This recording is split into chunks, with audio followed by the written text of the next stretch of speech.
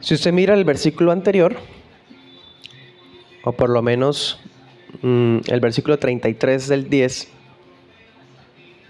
dice que partieron 3 días de camino, ¿no? O sea que el pueblo llevaba hasta ahora 3 días caminando y a través del desierto de Parán y volvió a quejarse.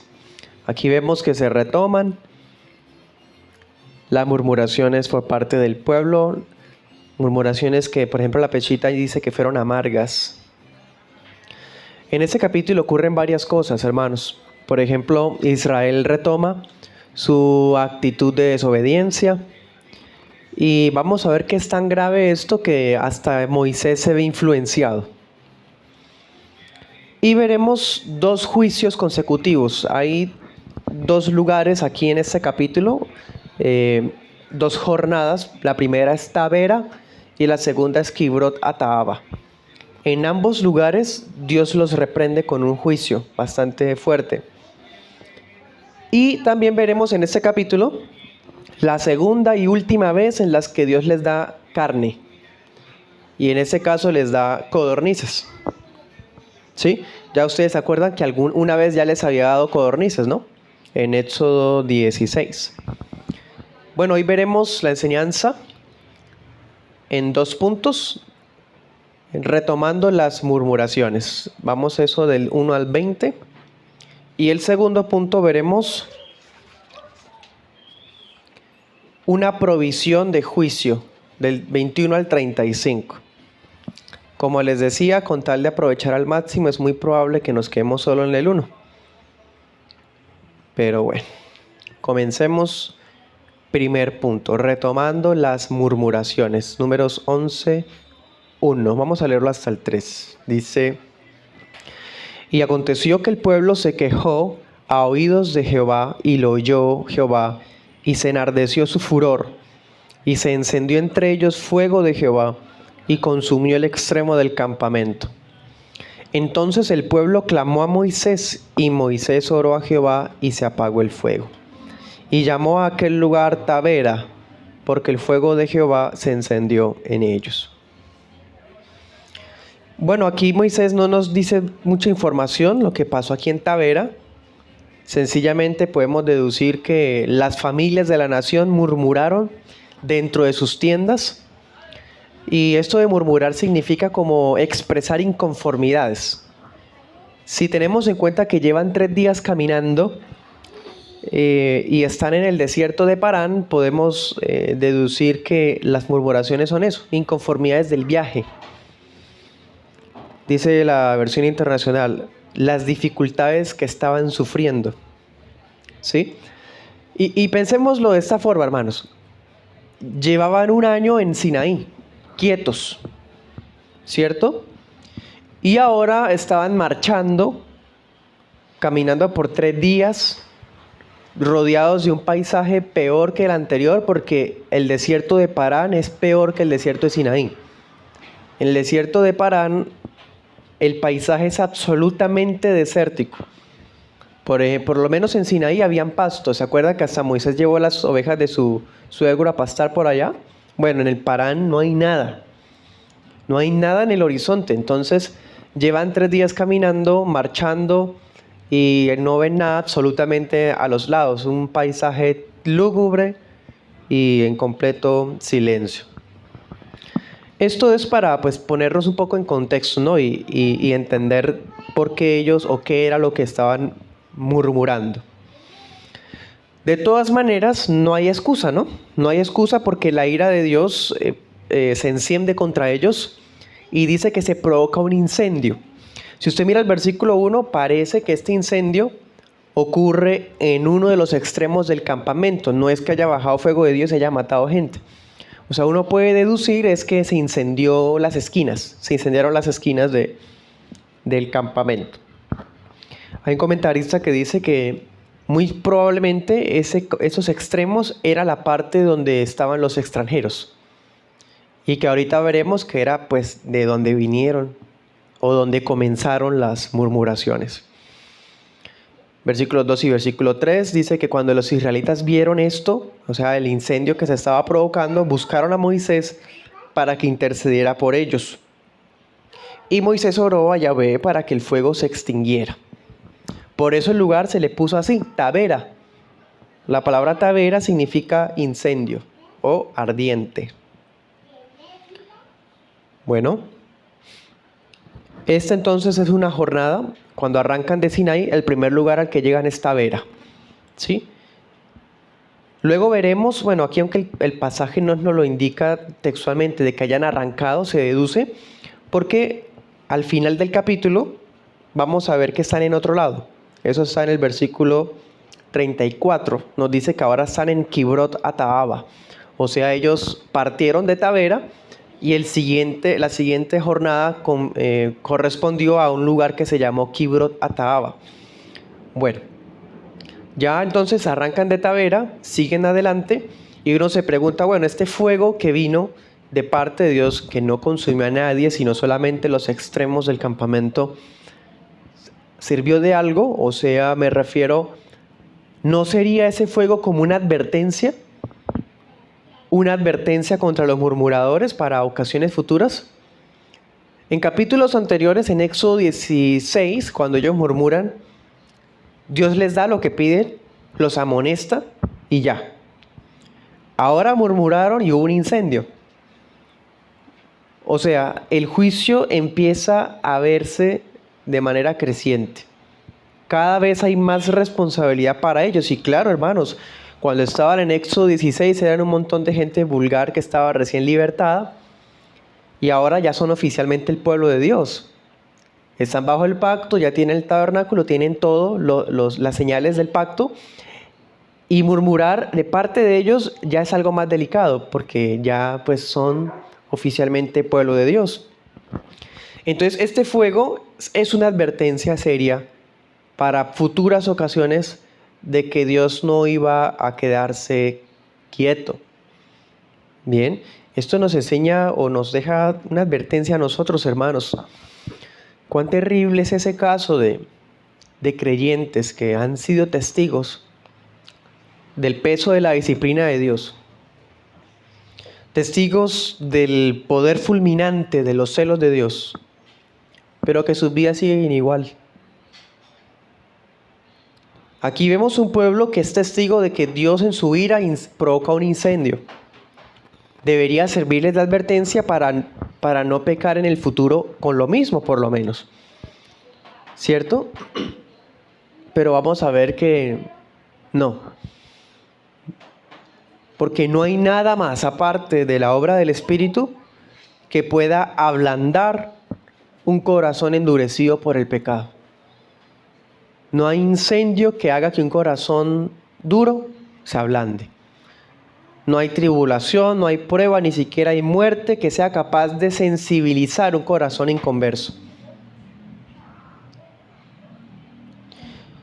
Y ustedes y yo sabemos, ya que a partir de ese capítulo comienza la segunda parte del libro de Números, que el pecado característico de Israel, ¿cuál era? La murmuración. Vamos a verlo una y otra vez murmurando, ¿cierto? Ha sido lo típico. Uno dice, bueno, otra vez y otra vez vuelven y cometen lo mismo. No es un secreto que la murmuración es el pecado que más caracteriza al pueblo de Israel, por lo menos en el libro de Números. Y esas murmuraciones generalmente son en contra de Moisés. Pero francamente, hermanos, toda queja primero va dirigido contra Dios. Y aquí el texto nos lo hace ver. Dice el versículo 1, a oídos de Jehová, lo oyó Jehová. ¿Sí? Y ahorita seguiremos viendo. Las murmuraciones eran contra el Señor, no eran contra Moisés. Entonces aquí vemos también que la murmuración es uno de los primeros pecados que comete alguien cuya condición espiritual está en peligro. Y con base en esto vea que la murmuración no solamente es hablar de los líderes en el sentido de los pastores. No, la murmuración es un tema más delicado y usted no se imagina cuán común es en todos nosotros la murmuración. Acabamos de ver que la murmuración es contra el Señor. ¿Cuántas veces no hemos murmurado nosotros contra el Señor? Por ejemplo, ¿cuántas veces expresamos que estamos hartos de nuestra condición presente? Y lo decimos. ¿Eso es murmurar contra el Señor? ¿Cuántas veces ni siquiera disimulamos el semblante para ocultar la insatisfacción porque no hemos recibido lo que creemos que merecemos? ¿Cuántas veces mostramos esa inconformidad porque Dios no nos ha dado lo que hemos pedido en oración? Eso es murmuración. ¿Cuántas veces comparamos nuestra propia situación con la providencia que disfruta otro? O peor aún, comparamos nuestra situación de hoy con lo bien que nos iba en el pasado. Eso es murmuración. Dense cuenta, cualquiera sea el pretexto, cualquiera sea la fuente de esa murmuración, Dios ha oído. Dios escucha, hermano. Y bíblicamente no hay nada tan ofensivo, si me permite la expresión, para el Señor que escuchar eso, que murmuran contra Él. Eso era lo que hacía el pueblo de Israel. Entonces se da cuenta, no es tan difícil de cometer ese pecado. Todos lo hemos cometido. Y el Señor está ahí escuchando eso. Y lo peor del asunto, lo peor de este pecado de la murmuración es que cuando uno expresa las inconformidades y las está repitiendo, pues poco a poco se va engendrando una amargura. Y ahí es cuando viene el problema. Este texto ya lo hemos visto en otras enseñanzas, Hebreos 12:15. No pierda el de números. Hebreos 12:15. Dice, miren que a nadie le falte la gracia de Dios, que ninguna raíz de amargura brote y los perturbe, y por ella sean muchos contaminados. ¿Sí? Lo peor de la murmuración, de estar siempre quejándonos, como hizo el pueblo de Israel, es que se engendra la amargura. Y la amargura es como una raíz que ya es más difícil de arrancar. La amargura tiene la capacidad de desviar a la persona de Dios, de la gracia, dice Hebreos. Claro, el que está amargado se amarga hasta contra su hogar, hasta contra la iglesia local. Se amarga hasta contra los medios de gracia. Ya se empieza a hartar, a aburrir de la lectura organizada de las Escrituras. Y empieza a disculpar entonces sus lecturas ocasionales con el pretexto de que va a profundizar más, pero no, realmente es que está aburrido, está cansado, está harto. O por ejemplo, el amargado también es capaz de ver como aburrido y harto la observancia del día del Señor. Entonces se dan cuenta la amargura, la murmuración, todo lo que trae, lo que provoca. Ya el día del Señor se convierte en una carga, en un fastidio, y no hay placer en él. Esa es la raíz de amargura. Y todo fue porque hubo quejas contra el Señor. ¿Sí? Entonces veamos esto y aprendamos esto. Aquel creyente que ha murmurado contra su iglesia, contra sus pastores, contra un hermano, es porque ya ha murmurado antes contra el Señor. Y es lo que vemos acá, en Tavera. Primero murmuraron contra el Señor trae un juicio contra ellos y se supone que con este juicio ellos van a aprender la lección para tener dominio propio de sí mismos, para si tienen algún deseo, pues órenlo al Señor, preséntenselo y no empiecen a decir sus inconformidades, pobrecito ellos, es que Moisés no los ama porque no les da lo que ellos están pidiendo. No, en vez de expresar eso, deberían buscar al Señor en la intimidad de la oración. Volvamos a nuestro texto. Leamos versículos 4 al 6. ¿Qué pasó cuando arrancaron de Tavera? Mire lo que dice. El populacho de extranjeros que había en medio de ellos deseó con codicia, y los hijos de Israel también volvieron a llorar y dijeron: ¿quién nos diera a comer carne? Nos acordamos del pescado que comíamos en Egipto de balde, de los pepinos, de los melones y de los puerros y de las cebollas y de los ajos, y ahora nuestra alma se seca, nada sino este maná ven nuestros ojos. Pobrecitos. El pueblo siguió su viaje y muy poco después volvieron a murmurar. Y el texto es muy franco, ¿no? En que nos dice que fueron influenciados por otros. Si usted mira Éxodo 12:38, cuando ellos salieron de Egipto, los israelitas no iban solos. Hubo gente extranjera, hubo egipcios que se unieron a ellos. Claro, cuando vieron que el Dios de Israel humilló y derrotó a todos los dioses falsos de Egipto, dijeron: ese es el verdadero Dios, vamos a servirle. Y andan diciendo que van a una tierra prometida que fluye leche y miel, pues vamos. Popularmente por acá se diría, se les pegaron. Muchas personas irían en ese éxodo. Bueno, aquí los volvemos a ver.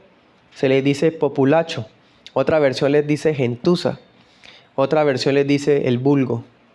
Claro, gente inconversa. Estaba ahí como un estorbo para el pueblo de Israel, realmente. Tuvieron un fuerte apetito de carne esta gente y empezaron a expresarlo. Y los israelitas, en vez de amonestarlos, de hacerlos caer en cuenta de su maldad, se les unen. Se les unen. Démonos cuenta, hermanos, cuánto puede llegar a corrompernos la compañía de un impío. Y aquí no se está tratando de decir que no hay que tener amistades impías o mejor dicho, salirnos del mundo. No. Mira lo que dice Jeremías 15:19. Jeremías 15:19 dice: así dijo Jehová, si te vuelves, entonces yo te haré volver y delante de mí estarás. Si sacas lo precioso de lo vil, serás como mi boca. Vuélvanse en ellos a ti y tú no te vuelvas a ellos. ¿Cuál es la exhortación de Dios para nuestras vidas cuando estamos rodeados de gente que no conoce el Evangelio? Pues que se conviertan ellos a ti y tú no te conviertas a ellos, sencillamente. Pero francamente también es más fácil que el creyente se vuelva a el impío que al revés. Miren cuánto una mala amistad puede influir. Y aquí estamos hablando de quejas, de murmuraciones, ¿no? Bueno, pues también sabemos que una mala amistad puede llegar a influir en el descontento en un hogar. La típica esposa que siempre se queja y tiene las y los super amigos que escuchan y también se unen a su discurso victimizante. Y empiezan a alentar y a avivar más su murmuración. O el marido también, ¿por qué no? Lo mismo, la mala amistad puede influir en el descontento de los deberes para con los hijos. Vea que usted era más feliz, tenía más libertades antes de tener hijos, por eso es que usted no debe haber tenido hijos tan rápido. Y el hombre, sí, ¿verdad, no?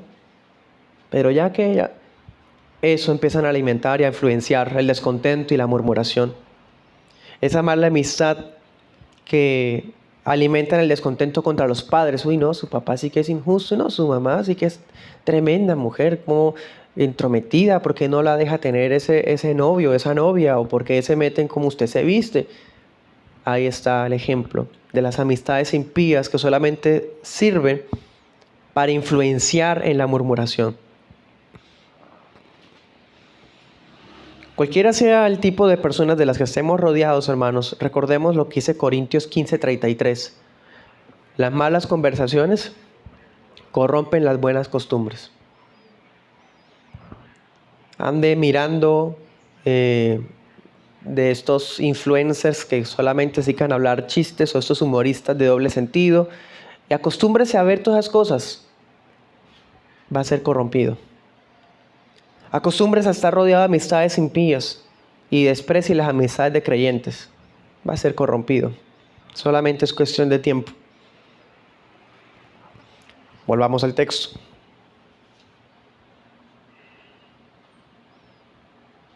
Versículos del 4 al 6. Ahí los vemos entre lágrimas. Los israelitas gimiendo: ay, ¿quién nos diera a comer carne? Esa murmuración ya la habían hecho, lo que les dije ahorita, Éxodo 16:3.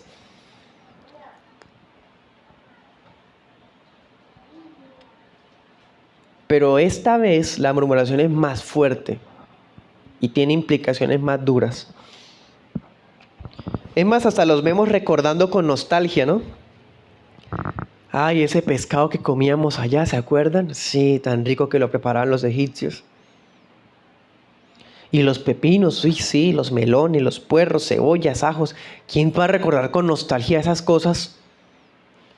Bueno, recordemos que tienen a su lado nada. Están en un desierto con nada. Pues entonces, claro, eso incentiva más el desear comer algo diferente. Y más que escuchan la murmuración de los egipcios, que ellos sí comían todas esas cosas.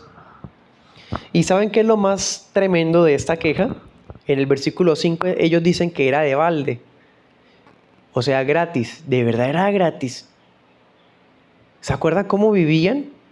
Llenos de opresión, que mejor dicho, era terrible, que hasta les estaban matando a los niños. ¿Cuál gratis? Esa es la insensatez de esa persona que dice es que los tiempos pasados eran mejores. Eclesiastés 7:10.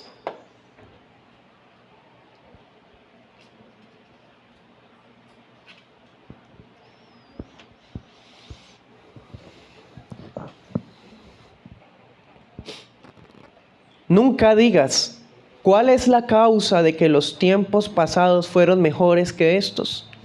Porque nunca preguntarás con sabiduría acerca de esto. En otras palabras, una persona sabia nunca va a decir que el tiempo pasado fue mejor que el presente. Usted va a escuchar eso de un inconverso y de un insensato, sencillamente. Bueno, aquí vemos a los insensatos, extrañando lo que comían supuestamente gratis. Porque dése cuenta, el que está inconforme, el que está murmurando de su presente, ignora que sus tiempos pasados hasta fueron peores. Pero no, él siempre siente que el pasado fue mejor. ¿Qué puede ser mejor, hermanos, que estar en Cristo? Estar unidos a Cristo. ¿Eso no es mejor aunque lo perdamos todo en comparación al pasado? Entonces, llevados por las ganas de carne, las ganas de tomar alguna bebida diferente, dice la Peshita, nuestra alma se fatiga.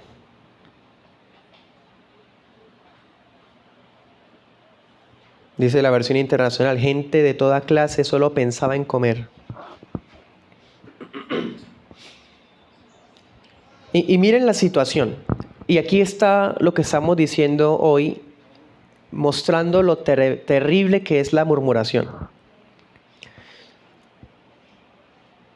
El hecho de que estén expresando esto, de cuánto extrañan su pasado, cómo extrañan lo que podían comer antes. Bueno, indirectamente, versículo 6, bueno, ya no indirectamente, ya directamente. El que hace ese tipo de quejas se está quejando de su presente y está despreciando lo que Dios le ha dado. Despreciaron el maná que les era dado del cielo. Miren lo peligroso que es cuando uno murmura contra el Señor de lo presente. Porque uno mismo se está tapando la vista de ver aquello bueno que Dios nos está dando hoy. Y es ofensivo para Dios que uno se queje de las bendiciones que Él da.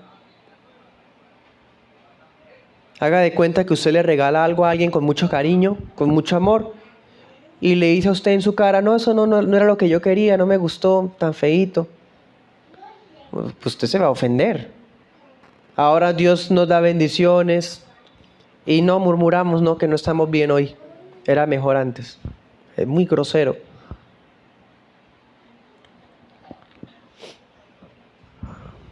Sigamos adelante, versículos 7 al 9.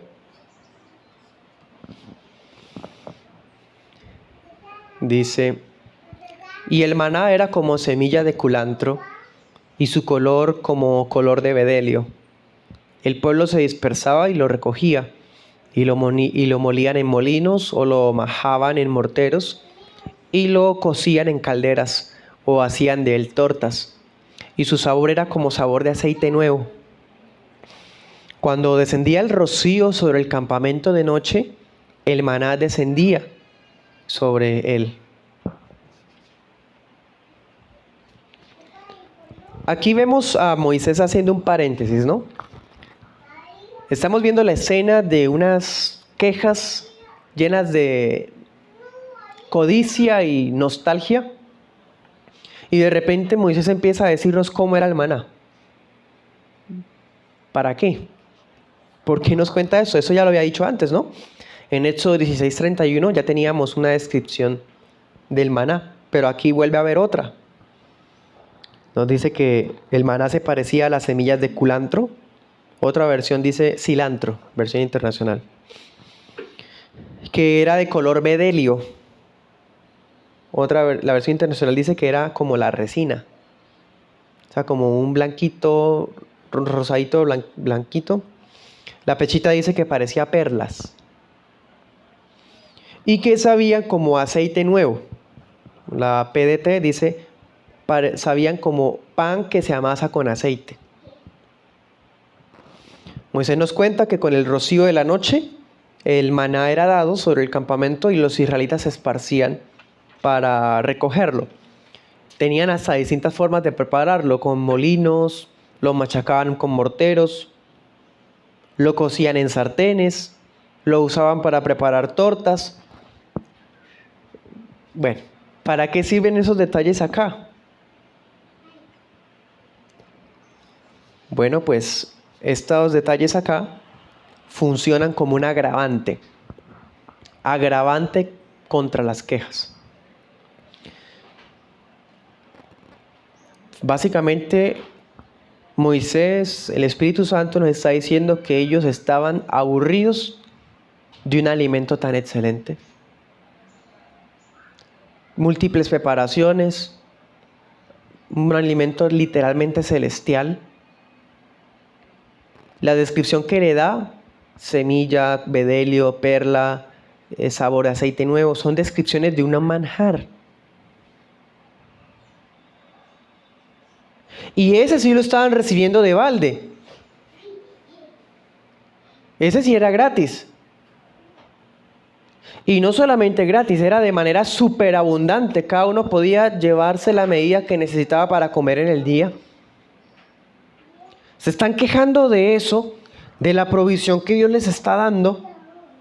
Miren, hermanos, cómo podemos llegar a ser de ingratos y de perversos, de quejarnos contra tantas bondades que el Señor nos da. Sigamos 10 al 15.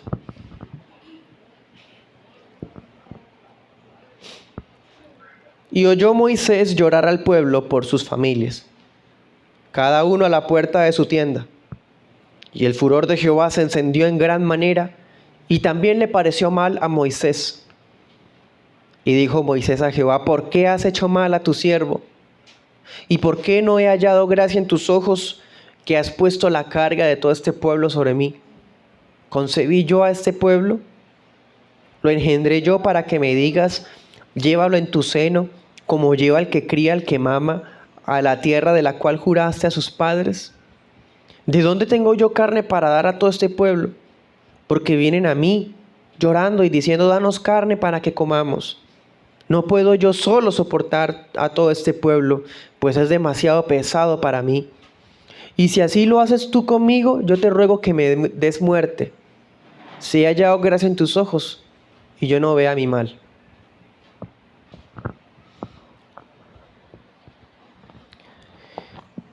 Cuando Moisés ve todo ese espectáculo, hermano, y escucha todos esos lamentos, a él también le parece mal. Él también desaprueba todo eso. Imagínese ese cuadro patético, gente llorando en la puerta de la casa porque quiere carne. Y no es porque estén en pobreza absoluta y no pueden comer nada, es que quieren carne, tienen el capricho de carne. Ese cuadro patético no podemos ni siquiera alcanzar a imaginarnos. Son casi 2 millones de personas, pero están todos a la puerta del campamento, de sus tiendas, gimiendo, pobrecitos, cuánto extrañaban Egipto. Por eso la ira del Señor se enciende. Nuevamente, no sirvió el fuego de Tavera. Otra vez el fuego de Dios se ve. ¿Y saben qué es lo tremendo del asunto? Que Moisés se contagió. Moisés también se quejó ante el Señor. Y vemos aquí a Moisés diciendo como si Dios le hubiera hecho mal, colocando la carga de todo el pueblo sobre él, como si él fuera una madre que lleva a un hijo en su seno hasta la tierra prometida. Prácticamente me toca llevarlos cargados hasta allá.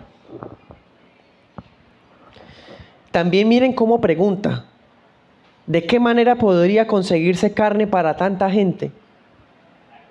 Moisés vio la espalda de Cristo, vio el mar abriéndose en dos. Hace poco sacó agua de una piedra. Y dice, ¿cómo?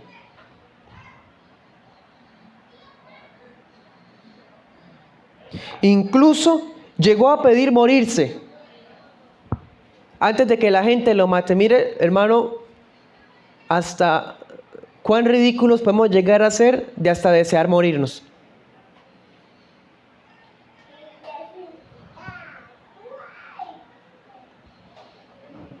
Acuérdense lo que habíamos visto en número 10, 10:32, 10:35. En el capítulo anterior vimos a Moisés lleno de expectativas. ¿Se acuerdan que hasta le había dicho a Obab, vamos que el Señor nos ha dado muchas promesas de bien, compartiremos contigo?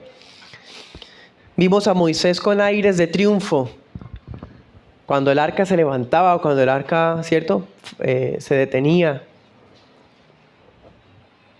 Pero aquí lo vemos depresivo, desesperado. Aquí podemos ver dos cosas, hermanos. Primero, así de inestable es nuestro corazón. 3 días atrás, con toda la esperanza y la fe de que va a haber bendiciones más adelante. 3 días después quiere morirse. Así somos. Ese es nuestro cuadro. Así de inestables. Un día llenos de euforia, sonrientes, y después deprimidos y desesperados. Ese es nuestro corazón inestable. Y otra cosa que aprendemos acá, Hebreos 13:17.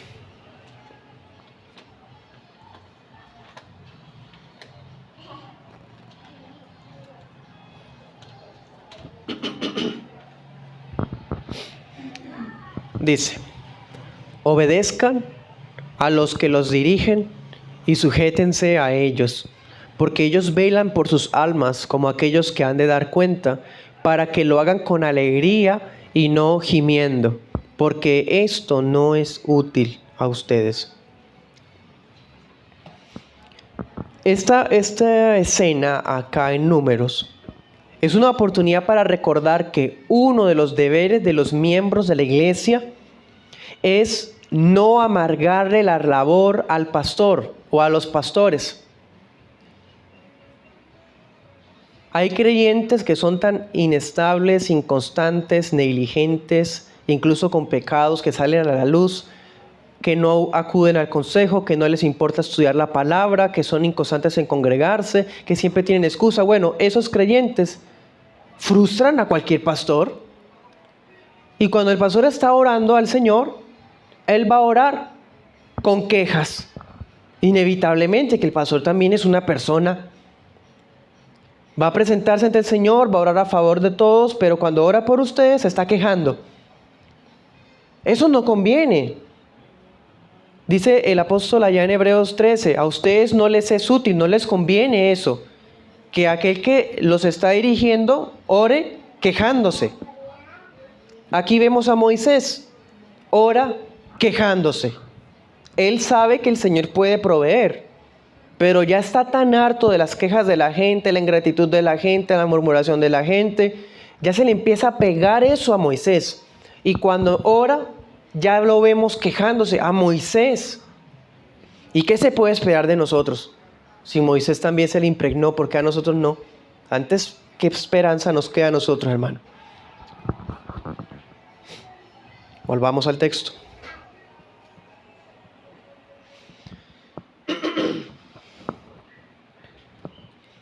...16 al 20. Y con eso terminamos esta primera parte. Dice: Entonces Jehová dijo a Moisés: Júntame 70 varones de los ancianos de Israel, que tú sabes que son ancianos de Israel, y sus principales, y tráelos a la puerta del tabernáculo de reunión, y esperen allí contigo. Y yo descenderé y hablaré allí contigo, y tomaré del espíritu que está en ti, y lo pondré en ellos. Y llevarán contigo la carga del pueblo, y no la llevarás tú solo. Pero dirás al pueblo: santifíquense para mañana, y comerán carne. Puesto que han llorado a oídos de Jehová, diciendo: ¿quién nos diera a comer carne? Ciertamente nos iba mejor en Egipto. Pues Jehová les va a dar carne, y comerán. No comerán un día ni dos, ni 5 días, ni 10, ni 20, sino hasta un mes entero, hasta que se les salga por las narices y les sea aborrecible, por cuanto menospreciaron a Jehová, que está en medio de ustedes, y lloraron delante de él, diciendo: ¿para qué salimos de Egipto? Bien. Entonces Moisés ora por el pueblo, ora presentándole al Señor la petición, y la respuesta del Señor tiene dos puntos. Lo primero es la queja del mismo Moisés. Es lo primero que el Señor resuelve. Y le dice: reúneme a 70 ancianos de entre los principales del pueblo y preséntalos a la puerta del tabernáculo. Dice la pechita: a los que tú conoces que son jefes del pueblo, y a sus escribas. ¿Sí? Ellos deberían esperar ahí en el tabernáculo, y Dios iba a venir. Cuando viniera, iba a hablar con Moisés, iba a tomar del espíritu que había en Moisés y lo iba a poner en los 70. No lo tomemos como que le toma espíritu de Moisés y se lo quita y deja a Moisés más débil. No lo tomemos así. Tomémoslo como que ese Espíritu Santo que acompañaba a Moisés para su labor, ahora se iba a dar también a 70 hombres más. Bueno.